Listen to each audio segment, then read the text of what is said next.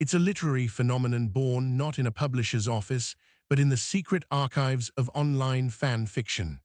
A genre so potent, it commands the devotion of millions and the fury of critics, all built on one explosive fantasy, that your soulmate isn't a choice, but a biological command. This is the world of Omniverse fiction, defined by rigid hierarchies of alphas, betas, and omegas, and the sacred, supernatural bond known as the fated mate. But how did a fringe fan concept, mocked and maligned, explode into a commercial juggernaut commanding a nine-figure industry? The answer begins not with a bestseller, but with a forbidden story posted in the shadows of the internet. In the quiet, code-locked corners of a website called LiveJournal, a user writing supernatural fanfiction made a decision that would accidentally build an empire. The year was 2010. The show Supernatural, with its brotherly bond and monster-hunting lore, had one of the most prolific and creative fan communities online. But some writers grew tired of human limitations. They began experimenting, grafting the social hierarchy of wolf packs, alpha, beta, omega, onto the characters Dean and Castile. This wasn't just about dominance, it was about biology. They invented a system where alphas were dominant protectors, betas were neutral civilians, and omegas were submissive, fertile anchors. The most crucial invention was the fated mate bond, a supernatural biological imperative that irrevocably linked an alpha and an omega, often against their will or better judgment. The first stories were raw, explicit, and shared only within small, private communities. They called it the AO, or Alpha-Omega trope. But a single story can be a spark. By 2011, the concept had jumped fandoms, landing in communities for Sherlock, Teen Wolf, and Marvel. Writers on the site Archive of Our Own, or O3, began tagging these stories with a new, all-encompassing label, Omniverse. The trope offered writers a powerful toolkit: built-in conflict from the rigid hierarchy, intense romantic longing from the fated bond, and a built-in plot engine in the form of the heat, a cyclical biological urge for omegas that drove narratives of possession, protection, and taboo. The audience was predominantly women and queer readers. For them, the appeal was complex. On one level, it was a power fantasy. An omega, often an underdog, is recognized as irreplaceable by the most powerful alpha. Her value is innate, biological, unquestionable. On another, it was a fantasy of absolute certainty. In a confusing dating world, the mate bond eliminated doubt. Your soulmate wasn't a swipe away, they were a biological fact, a scent on the air. The genre also provided a safe space to explore themes of consent, agency, and surrender within a fictional, rule-bound framework. For years, Omniverse lived and thrived strictly in the realm of fan fiction. Traditional publishing dismissed it as niche, bizarre, and too sexually charged, but the readership numbers didn't lie. On O3, Omniverse stories consistently topped read counts and kudos. A silent, massive audience was voting with its clicks, craving more. Then, in 2015, a shift began. Skilled fan fiction writers, seeing the hunger, started filing off the serial numbers. They removed Dean and Castile, or Sherlock and John, and replaced them with original characters: a billionaire alpha CEO, a forgotten omega heir. They self-published these stories as original fiction on Amazon Kindle Direct Publishing. The floodgates opened. Readers who devoured Omniverse fanfiction now had an endless supply of original stories, often priced under $5, delivered instantly to their devices. The algorithm took notice. Amazon's also bought recommendations, created a feedback loop, catapulting these stories to the tops of paranormal romance bestseller lists. By 2017, what was once a fanfic trope was a bona fide commercial genre. Dozens of new titles appeared every week. Successful authors could make 5 figures a month. The market was estimated to be worth over $200 million. But with money came scrutiny, and with scrutiny came war. The very nature of Omniverse, built on shared tropes and biological rules, made it a legal minefield. When does a trope become a copyrightable concept? This question would soon be weaponized. In 2018, an author named Addison Kane, who wrote popular Omniverse romance, made a staggering move. She sued another author, Zoe Ellis, claiming copyright infringement. Kane's argument was unprecedented. She claimed ownership not of a specific plot or character, but of the fundamental Omniverse building blocks: The alpha-omega dynamic, the heat cycle, the concept of knotting. It was like claiming to own the idea of a vampire drinking blood. The lawsuit sent shockwaves through the community. Authors panicked. If Kane won, she could effectively own the genre, demanding royalties from thousands of writers or forcing their books off the market. Forum discussions turned frantic. Could you copyright a biological hierarchy? Comment sections became battlefields between supporters of protecting originality and defenders of tropes as a commons. This wasn't just a legal dispute. It was an existential threat to the entire Omniverse ecosystem.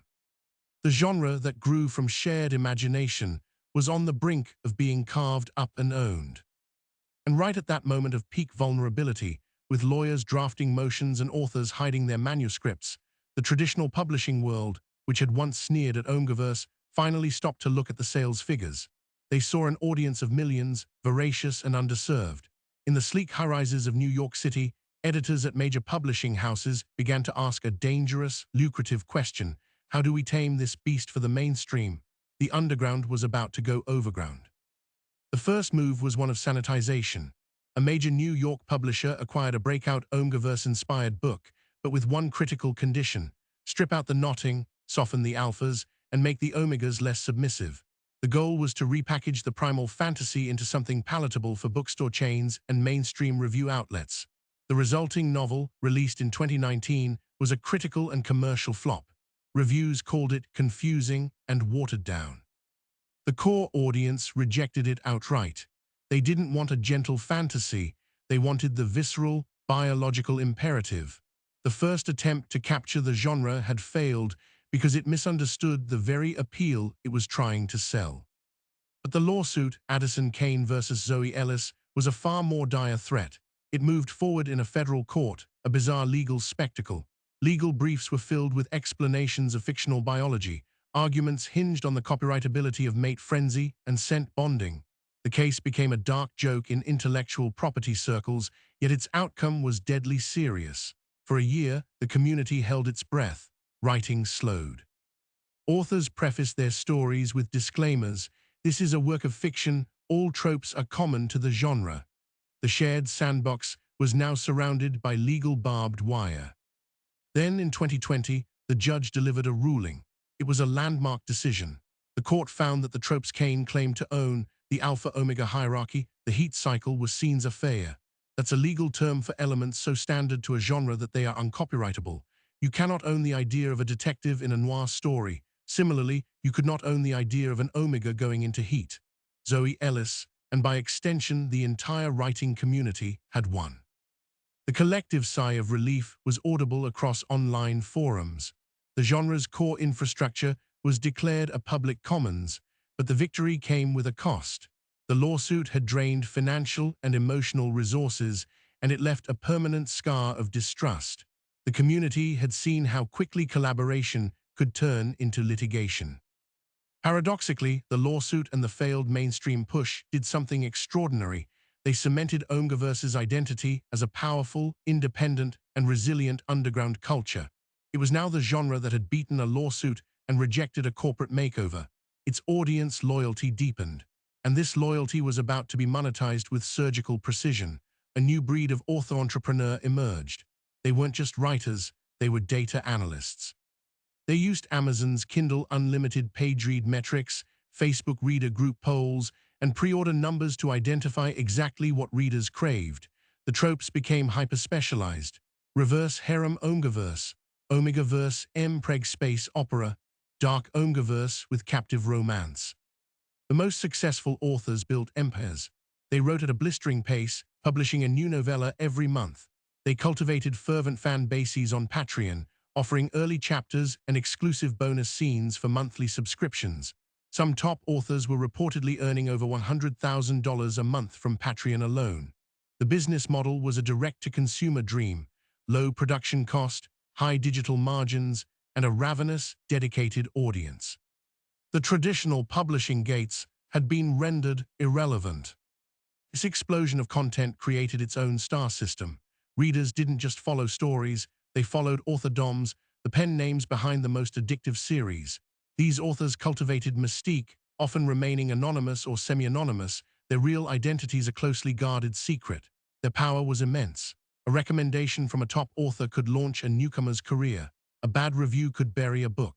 The community had its own hierarchy, mirroring the alphas and omegas within the stories.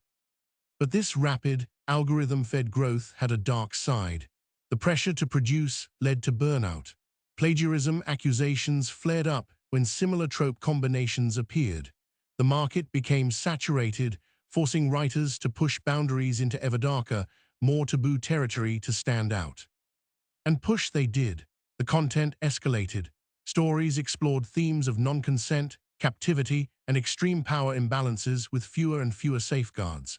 This brought the genre back into the crosshairs of criticism, but now from within the broader romance community itself. Review blogs and social media influencers began calling out Omgiverse for promoting abusive relationship dynamics as romantic. The debate was furious and complex. Defenders argued it was consensual exploration of fantasy between adults, no different from other dark romance. Critics argued it normalized dangerous ideation. The genre was caught in a new culture war, this time over ethics and taste. It was at this peak of internal controversy that the second, more profound pivot occurred. The audience demographics, once assumed to be monolithic, began to show fascinating fractures. Data from reader surveys and convention panels revealed a surprising truth. A significant portion of the most dedicated Omgiverse readers and writers identified as queer, non-binary, or transgender. For them, the genre wasn't about reinforcing rigid gender norms, but about subverting them. The ABO system provided a framework to completely decouple biological destiny from human gender identity. An alpha could be any gender. An omega could be male. Pregnancy, or M-preg, could be a story element detached from traditional female biology. This wasn't a bug in the system, it was a revolutionary feature. The genre became a sandbox for exploring gender fluidity, bodily autonomy, and chosen family structures within a high-stakes romantic context. The very biological imperative that critics slammed was being used to tell profoundly queer stories about identity and acceptance. This revelation reframed the entire genre. It was no longer just a provocative fantasy for straight women. It was a uniquely flexible narrative language for exploring complex identities. The underground had evolved into something far more sophisticated than its critics understood. But just as the genre was finding this new, culturally resonant depth, the platform that had birthed it began to wobble. Amazon's Kindle Direct Publishing, the engine of the Omgiverse economy, started enforcing its content guidelines with erratic and devastating severity. Books were suddenly removed without warning for offensive content. The rules around depictions of consent, always a gray area in dark romance, were applied inconsistently. Authors woke up to find their entire catalog, their entire income, vanished overnight. The digital storefront was becoming a capricious landlord. The community that had survived a lawsuit now faced a platform purge. This instability sparked the final, most dramatic escalation. If the platforms couldn't be trusted, the community would build its own. A decentralized, blockchain-based publishing model began to be discussed in hushed, excited tones on Discord servers. The idea was audacious: create a write-own platform where the tropes, the stories, and the profits could never be deleted or taken by a corporate algorithm. It was the logical, radical endpoint for a genre built on independence. The fight for control of Omgiverse was no longer about copyright, it was about sovereignty. And as these digital pioneers began drafting their white papers, a single, massive leak was about to drag the secretive, lucrative heart of the genre into the blinding, hostile light of the mainstream media. The leak didn't come from a journalist. It came from a disgruntled programmer on a now-defunct Patreon competitor who dumped 10 gigabytes of internal data, including the real names, addresses, and eye-watering monthly earnings of the genre's top anonymous authors. The file spread across the internet in minutes. Suddenly, author Alphadom, the revered, mysterious king of dark Omgiverse, was revealed to be a quiet, 42-year-old librarian from Ohio named Carol Jenkins. Luna Scribe, famed for her epic beta heroes, was a 19-year-old college student in Berlin. The veil was ripped away.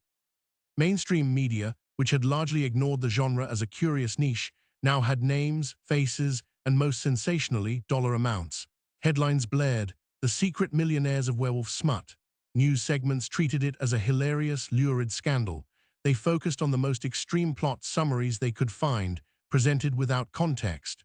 Talk show hosts made snickering jokes about knotting. The complex, layered community was reduced to a punchline about housewives writing monster porn for profit. The exposure was brutal, reductive, and deeply humiliating for the authors whose private lives were now public spectacle. But the genre had survived a lawsuit and platform purges.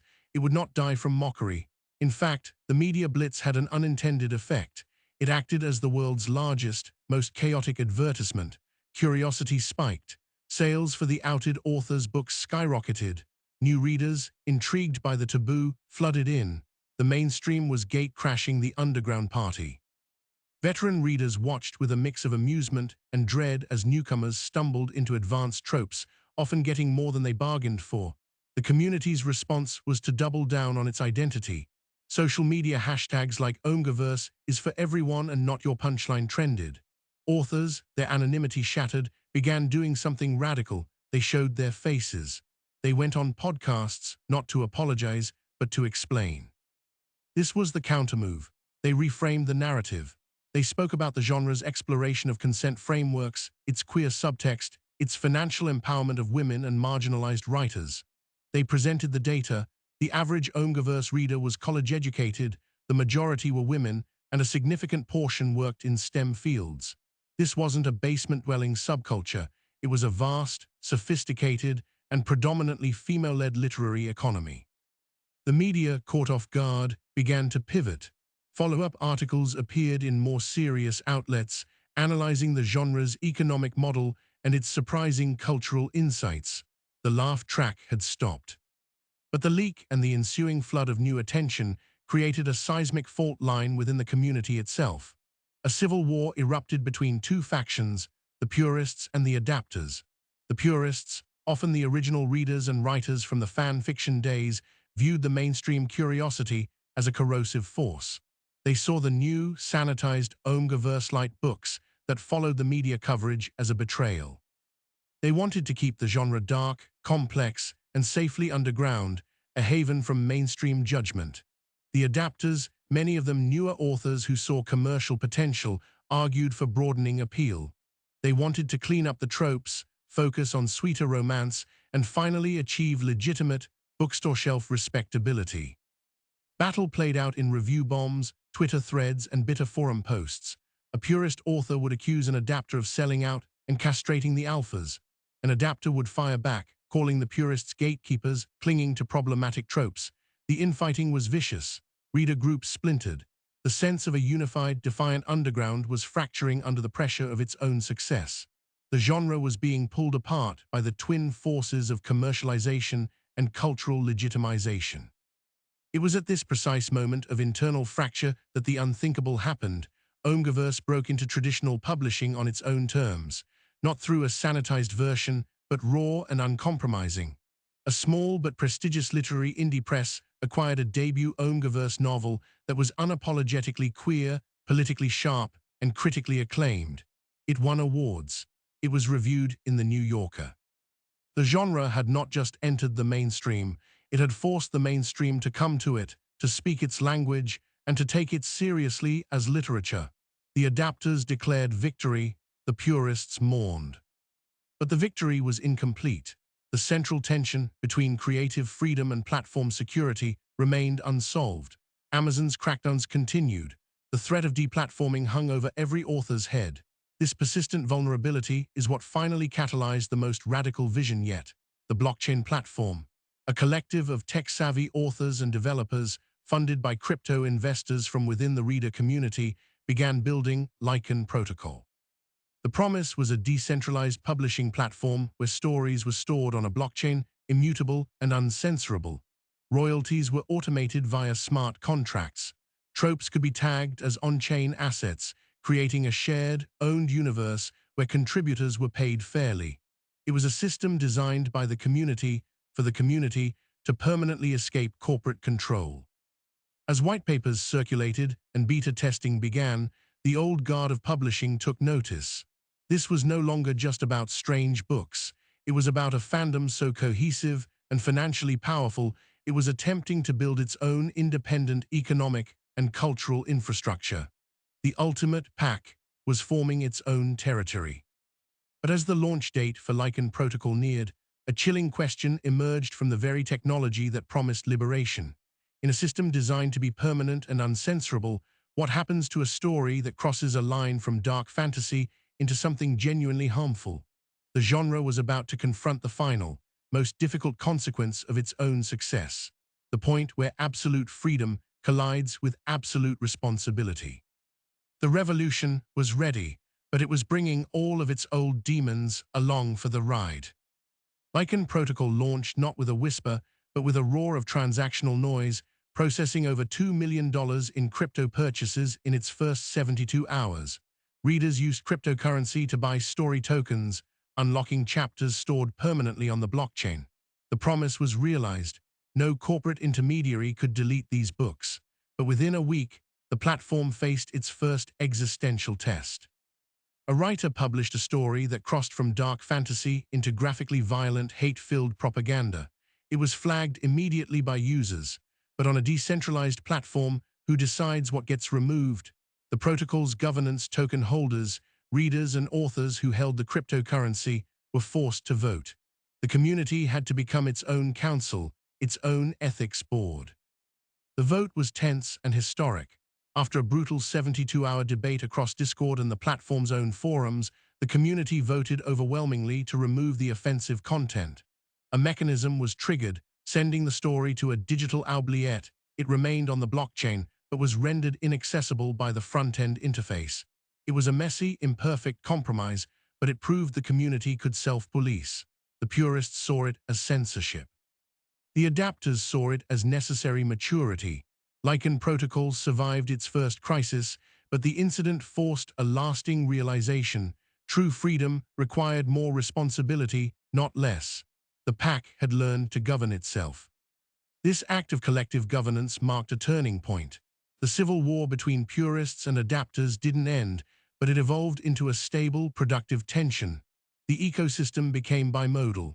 On one side, Lycan Protocol and similar decentralized apps became havens for the purists, the place for the darkest, most experimental, and taboo-pushing works, protected by cryptography. On the other side, traditional platforms like Amazon and even mainstream publishers now hosted a thriving, sweet Omniverse market, softer, romantic, and widely accessible. The genre had successfully bifurcated, satisfying both its core underground audience and its new mainstream one. The conflict wasn't resolved, it was accommodated. The economic impact solidified. By 2023, the total Omniverse economy, encompassing ebook sales, audiobooks, Patreon subscriptions, merchandise, and token sales on platforms like Lycan Protocol, was estimated by industry analysts to be worth over $500 million annually. It had created a new class of literary entrepreneur, the full-time, self-published genre author. Conventions dedicated to paranormal romance, once small gatherings, now sold out massive hotel ballrooms, with Omniverse panels drawing the largest crowds. The librarians, students, and therapists who were outed in the leak were now headlining these events, commanding speaker fees and signing lines that stretched for hours. The cultural legitimization reached its peak in an unexpected arena: academia. Literature and cultural studies departments at universities began offering courses on fanfiction and media ecosystems, or the politics of desire in paranormal romance, with Omniverse as a primary case study. Scholarly papers were published in peer-reviewed journals, analyzing the genre's exploration of gender performativity, queer biologism, and post-capitalist publishing models. The very stories dismissed as werewolf smut were being deconstructed in university seminars.